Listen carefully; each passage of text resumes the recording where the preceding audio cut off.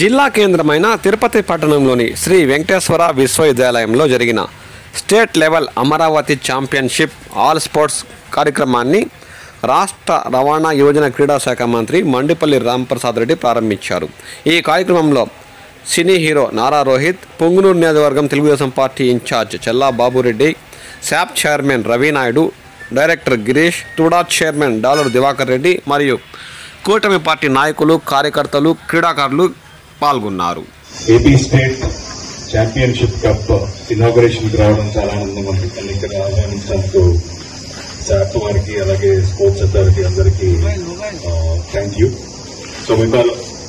So sports చాలా important. మీరందరూ ఇలాంటి ఒక మీట్ లో పాల్గొన్నందుకు మీ అందరికీ ఫస్ట్ కృతజ్ఞతలు. ఎందుకంటే మా father all India kabaddi chairman గా చేశారు. సో ఆయనకి చాలా ఇంట్రెస్ట్ స్పోర్ట్స్ మీద. అలాగే ఆయన కూడా వేదిక మీదకి స్వాగతం.